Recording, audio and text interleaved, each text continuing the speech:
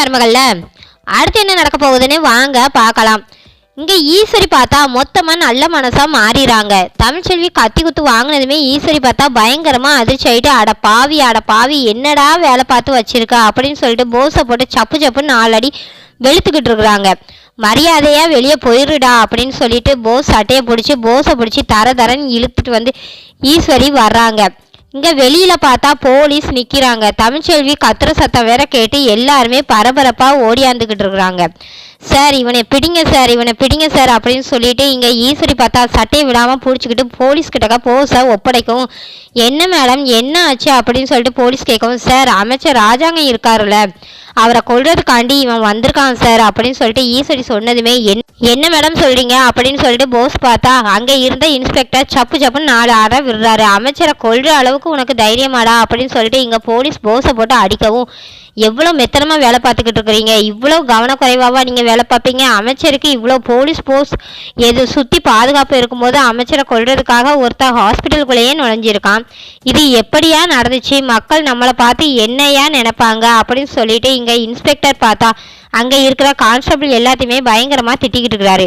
Madam அமைச்சர் எங்க இருக்காரு அப்படின்னு சொல்லிட்டு இங்க போலீஸ் கேட்டுக்கிட்டு இருக்கும்போது டாக்டர் எல்லாம் ஓடி வந்து, சார் என்ன சார் ஆச்சு அப்படின்னு சொல்லிட்டு டாக்டர் எல்லாம் கேட்கவும், வாங்க சார் இதான் உங்க ஹாஸ்பிட்டல்ல அமைச்சருக்கு என்ன ஆச்சு தெரியுமா அப்படின்னு சொல்லிட்டு போலீஸ் கேட்கவும், என்ன சார் என்ன ஆச்சு அப்படின்னு சொல்லிட்டு டாக்டர் திருன்னு முழிக்கவும், உங்களை நம்பி தானே சார் அமைச்சர் இந்த ஹாஸ்பிட்டல்ல அட்மிட் பண்ணோம், ஆனா இப்ப பாருங்க அவரை கொல்றதுக்கு ஒருத்தர் ஹாஸ்பிட்டல்லே நுழைஞ்சிருக்கான், 10ஆவதுக்கு ஐசியூ வார்டில் வேற இருட்டா வேற இருக்கு, இவங்க அமைச்சரோட உசுருக்கு ஆபத்துன்னு தெரிஞ்சு அவரை வேற வார்டுக்கு வேற மாத்தி இருக்கிறாங்க, என்ன சார் நீங்க வேலை பார்க்குறீங்க அப்படின்னு சொல்லிட்டு இங்க இன்ஸ்பெக்டர் பார்த்தா டாக்டரையும் பிடிச்சி திட்டுன்னு திட்டிக்கிட்டு இருக்கிறாரு. அடுத்து பார்த்தா அமைச்சர் ராஜாங்கத்தை உடனே ஐசியூ வார்டுக்கு மாத்திராங்க. அப்பதான் பார்த்தா ஈஸ்வரியா போஸ் முறைச்சு பார்க்கவும், டே போஸ் உன்னைய பெத்ததை நினைச்சு இப்ப அசிங்கப்படுறேன்டா, நீ எதுக்குடா என் வயிற்றுல வந்து பிறந்தா அப்படின்னு சொல்லிட்டு ஈஸ்வரி பார்த்தா போஸை போட்டு திட்டிக்கிட்டு இருக்கிறாங்க.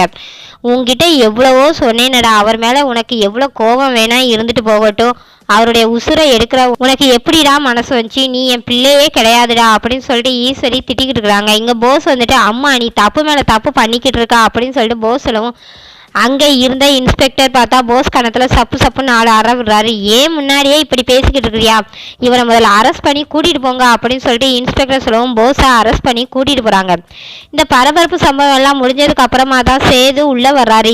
என்னாச்சு சின்னம்மா என்னாச்சு ஒரு மாதிரியா இருக்கிறீங்க அப்படின்னு சொல்லிட்டு சேது கேட்டுக்கிட்டு இருக்கும்போது இங்க சன்னாசி கிட்ட, சார் உங்களுடைய பையன் தானே போஸ் அப்படின்னு சொல்லிட்டு இன்ஸ்பெக்டர் கேட்கவும், ஆமா சார் என்ன அப்படின்னு சொல்லிட்டு சன்னாசி கேட்கிறாரு, உங்க பையன் போஸ் அமைச்சர் ராஜாங்கத்தை கொல்ல முயற்சி பண்ணியிருக்கிறாரு, அதை தடுத்து உங்களுடைய மனைவி போஸை பிடிச்சி எங்கள் கையில் ஒப்படைச்சிருக்கிறாங்க அப்படின்னு சொல்லிட்டு இன்ஸ்பெக்டர் சொன்னதுமே சன்னாசி பார்த்தா ஈஸ்வரியா பார்க்குறாரு, இவன் இப்படியெல்லாம் பண்ண மாட்டாளே அப்படின்னு சொல்லிட்டு இங்கே சன்னாசி நினச்சிக்கிட்டு இருக்கிறாரு. எங்கே சார் அவன் அப்படின்னு சொல்லிட்டு சன்னாசி கேட்கவும், அரெஸ்ட் பண்ணி நாங்கள் ஜீப்பில் வச்சுருக்கோம் அப்படின்னு சொல்லிட்டு இங்கே இன்ஸ்பெக்டர் சொல்லவும் இங்கே சன்னாசி வேகமாக வந்து போஸை போட்டு அடின்னு சும்மா அடித்து வெளுக்கிறாரு. சேதுக்கு பார்த்தா பயங்கரமாக கோவம் வருது.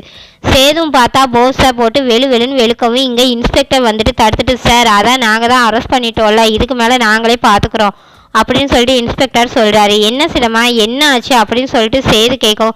அப்போ தான் பார்த்தா தமிழ்ச்செல்வி வேற கத்தி குத்து வாங்கி மயங்கி கிடக்குறாளே அப்படின்னு சொல்லிட்டு ஈஸ்வரிக்கு ஞாபகம் வந்து சேதுக்கிட்ட சொல்லவும், என்ன சின்னம்மா என்ன சொல்கிறீங்க அப்படின்னு சொல்லிட்டு சேது பதறி அடிச்சுக்கிட்டு ஓடுறாரு.